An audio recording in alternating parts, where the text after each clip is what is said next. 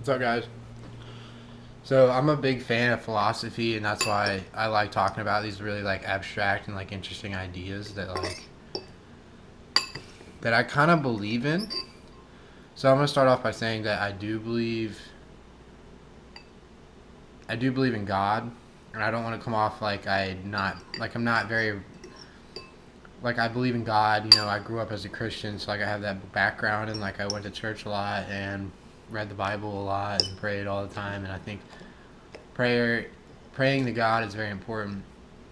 Um, so I just want to go ahead and start off by saying that because what I'm about to talk about isn't what's in the Bible. It's not really what's there's books about it. A lot of people don't really believe in it. I don't think, but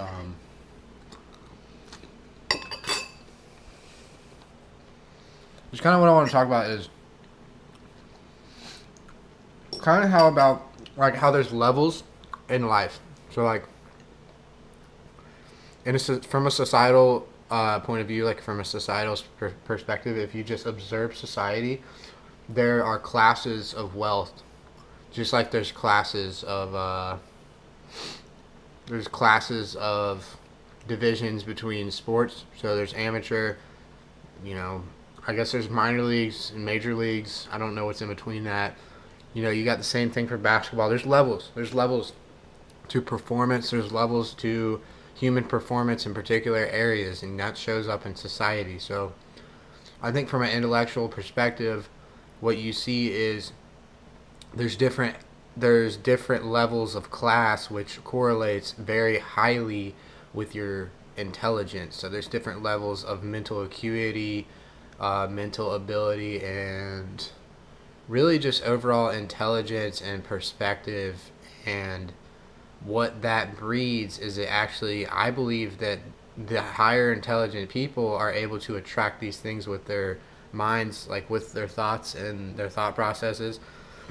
They attract the wealth toward them because they are, and really it's just a law of nature as well. It's like, in a way, those people are higher up on the dominance hierarchies, and this is evident in the animal kingdom just as well as just nature in general. There's it's evident between really like all classes of animals, between monkeys, sharks, just like all animals basically, birds, especially monkeys. I think you can really observe it in monkeys.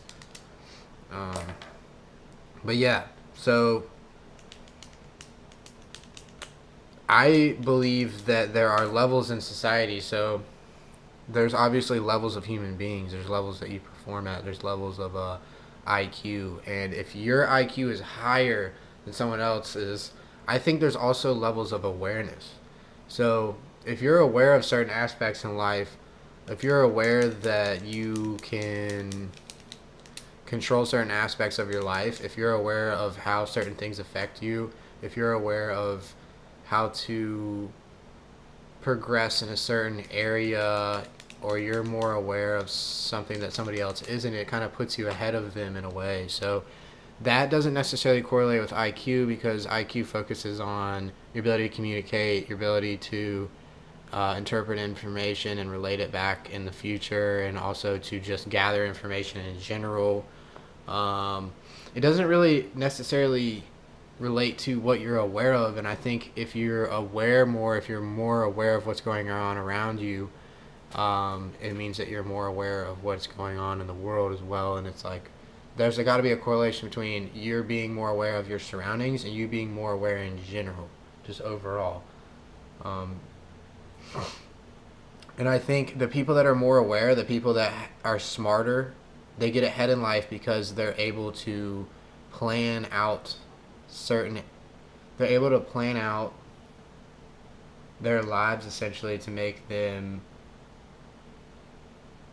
progress in life quicker than other people, or to just attract what they want by doing certain things.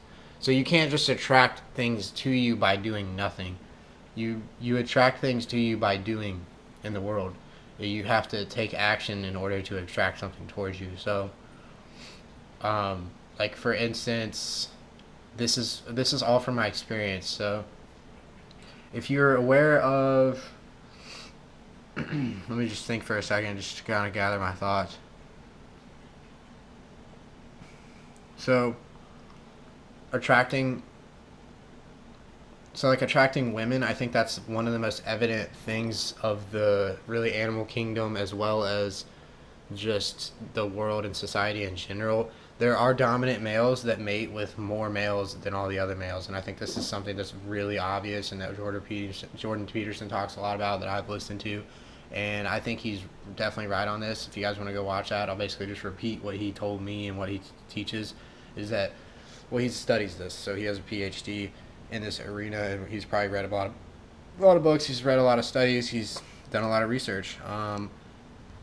So he's basically presented as facts that about 10% of the males get about 90% of the girls. So 10% of the males, a small proportion of the males mate with a lot of women. And then there is a large proportion of males that do not mate with any women. So every woman has at least one baby. On average, there's at least one baby for every single woman. It's really difficult, really rare for a woman not to be able to find a mate. For a male not to find a mate, it's a lot more probable and a lot more higher. So what does that tell us? There's different levels in society and also within nature.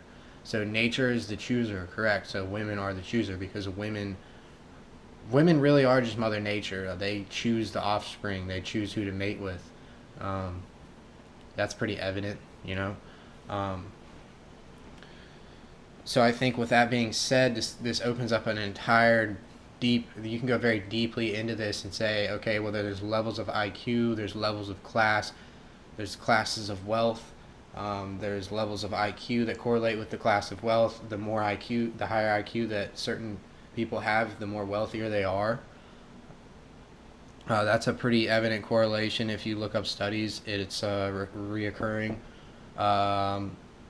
Another thing is that corresponds with the women that mate with males. So typically a male that's wealthy mates with more mates with more women than a man who is not wealthy, because he's higher up on the dominance hierarchy, and women choose to mate with males that are higher up on the dominance hierarchy, and males choose to mate with women that are lower on the dominance hierarchy. And that's just like, usually, you know, that's kind of like if you just observe and read studies, and this is kind of something that Jordan Peterson has shared in some of his videos, that's kind of just how the world works in general. And it's not just for humans, it's for every sort of animal in the world, every sort of living organism.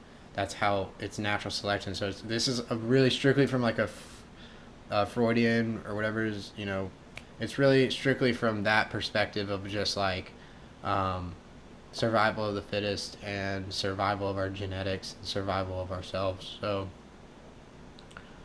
yeah, I think that can go very deeply into, say, how do we naturally climb these dominance hierarchies? So men that are chosen by nature that have been selected for their genetics, and that they have a higher probable chance of generating more output or value in the future with their genes than somebody else. Do they naturally climb this hierarchy system and get more wealthy and get more intelligent and get more fit and get more dominant because they've just been chosen by nature, and that's unexplainable, as in it just happens naturally, as in natural selection? Is this a sort of God aspect of God, natural selection and being an actual aspect of God? Because we can't explain how animals, or really humans, are chosen by Mother Nature, but we just observe this and see it within our world.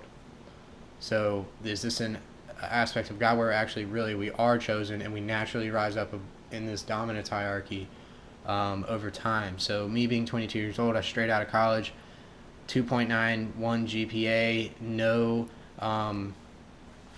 no, this is just an example, 2.91 GPA, no internship. All I got was an interview with a very prestigious company for a very high level position that I had no experience for, and I got chosen for it. by women. So these were actually my two managers, just by coincidence, are women who decided to choose me from a handful of applicants, and have chosen me for a very high level position that I have no experience with. But it's very teachable, and you actually learn how to use the software. So starting from scratch is actually a benefit. And I've never worked anywhere. I didn't have an internship with this company. I did have connections, but they only got me the interview. So through the interview process, I was selected. Is this an act of natural selection where I have risen in a dominance within the dominance hierarchy of the broad spectrum naturally, or is this from me just doing something that I haven't done anything really. I just went to college and got a degree in finance, just like every other male. I was in, just like all of them. And is this an act of natural selection that I've been chosen for this job? There's, or is it just out of coincidence or luck? That's something that I've been contemplating since I got it. So I think it's really interesting how this can relate back to God. That's really the main point, is that this relates back to a higher power, sort of. How can natural selection even exist without a higher power choosing who's selected? So I will leave that, and hopefully that was pretty interesting for you guys. Yeah, that's all I got. And yeah, I just want to share some thoughts. I've been thinking about that a lot, and if you find that really interesting, if you kind of believe the same sort of concepts, or if this kind of shakes your beliefs a little bit, that's okay too. If you decided to watch this, if you enjoyed it, comment below and give me some feedback on what you thought was really awesome. Sorry this is a long video, but I decided to make these on the fly just because I was thinking about it. I have not written anything down. I'm just talking and thinking. So apologies for being a little scatterbrained. But hopefully that was beneficial for you guys, or maybe like something just interesting to think about. So cheers.